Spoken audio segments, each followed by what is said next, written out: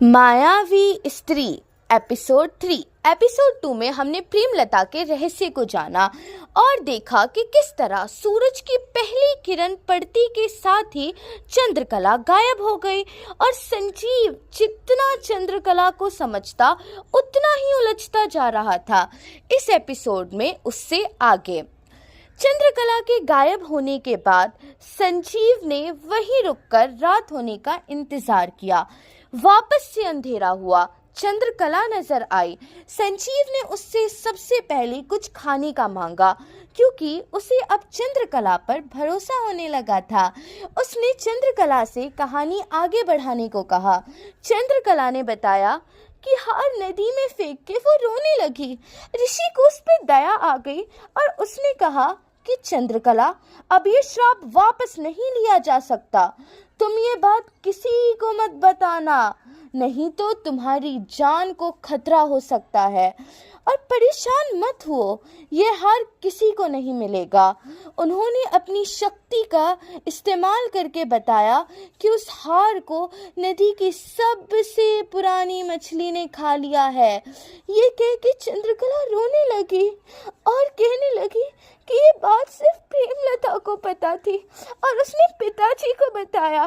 पिताजी के हुक्म से मछुआरों को बुलाया गया और सभी से एक ही बात कही गई कि नदी में एक ऐसी मछली है जिसके पेट में हार है।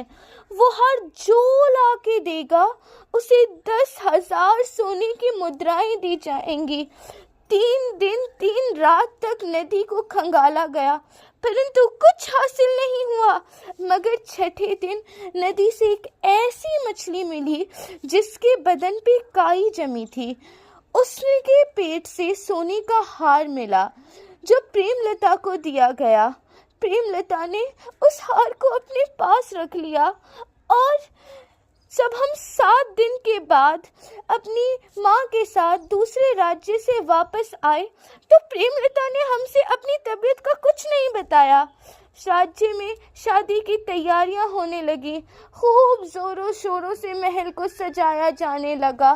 परंतु जिस दिन शादी थी उस दिन हम दुल्हन बन के बिल्कुल तैयार इंतजार कर रहे थे मंडप में जाने के लिए।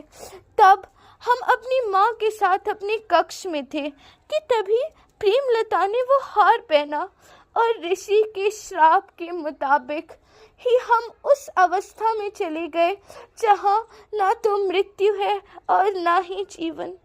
हमारी माँ कुछ समझ नहीं पाई कि आखिर हमें हुआ क्या है।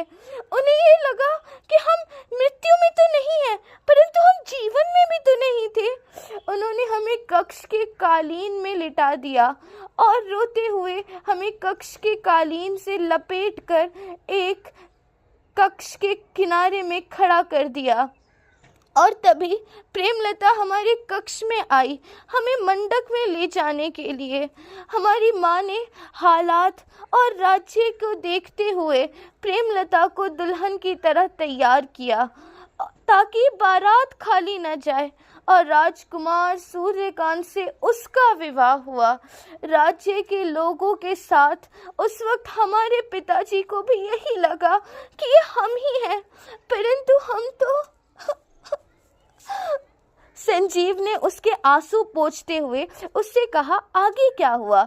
चंद्रकला ने बताया कि उस रात विवाह के बाद जब हमारी माताजी ने हमारे पिताजी और मंत्री जी को ये सत्य बताया, हमारे पिताजी टूट गए और हमारी माता पिता ने निर्णय किया कि एक साथ राजमहल से 2 डोली उठेगी।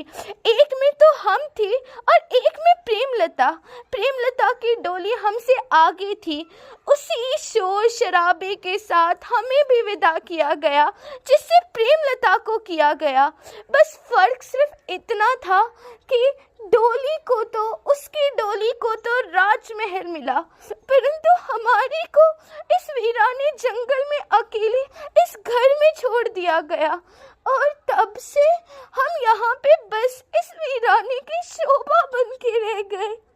संजीव ने पूछा, परंतु श्राप के मुताबिक तुम तब तक जीवन और मृत्यु की अवस्था से बाहर नहीं आ सकती जब तक वो हार ना उतारे, तो तुम ये दिखने लग जाती हो, अब पूरा दिन गायब रहती हो।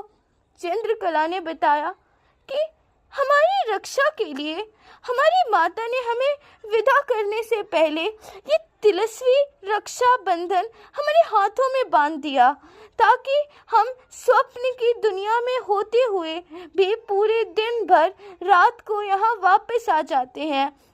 रात को इसलिए क्योंकि प्रेमलता या कोई भी स्त्री अपने आभूषण रात को उतार कर सोती है, तो मैं स्वप्न लोक से वापस इस वृक्ष के द्वार के जरिए धरती पे आ जाती हूँ। अगले एपिसोड में जानने के लिए देखिए कि क्या चंद्रकला की परेशानी का हल मिल पाएगा, क्या संजीव चंद्रकला की मदद कर पाएगा, आगे क्या होगा।